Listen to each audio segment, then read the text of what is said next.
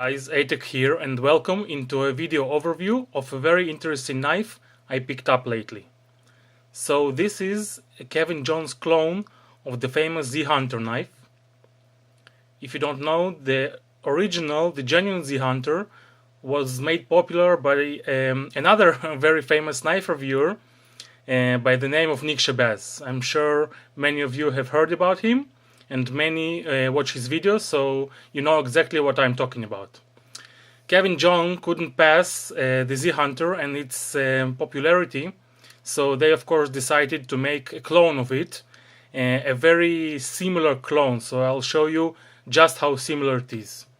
We'll start from the packaging. As you can see, it comes in a packaging that resembles very much the original one.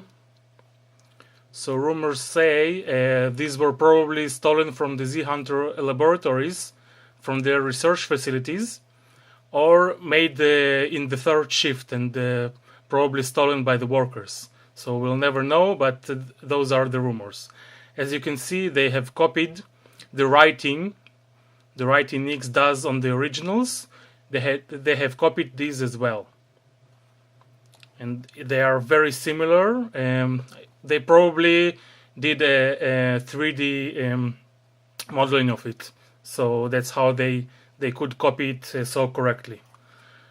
Okay, so let's see the insides. Just like the original, you see they have nothing really fancy about the packaging. And so the beautiful thing about this, they have copied this completely, so it's practically one-to-one.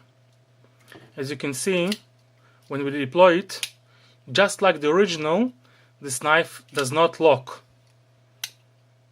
Of course, they could have made this lock very well, but you know, it should be just like the original. Like this is the Kevin Jones belief.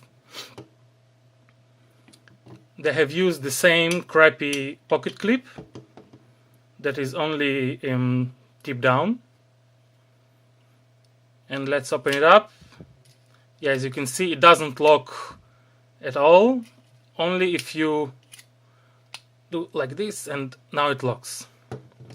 Let's do some size comparisons. So here it is next to the Recon 1. Here is the Spyderco Manix 2 with the Maximat steel. About the steel, of course, Kevin Jones can make knives from, you know,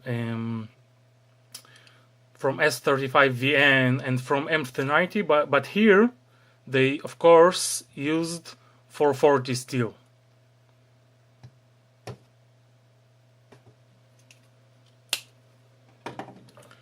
Here it is next to the Kizer Critical, and let's put a Ganzo near it.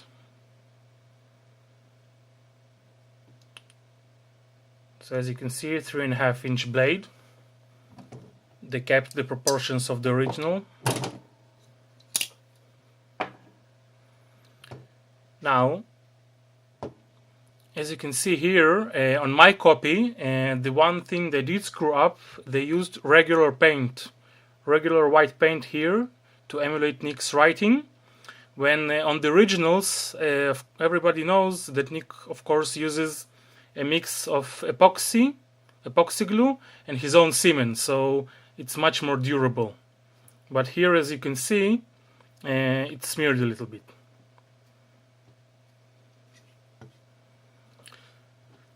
So as you can see, the serrations, they even copied the crappy steel, so it is very hard to distinguish this knife from the original.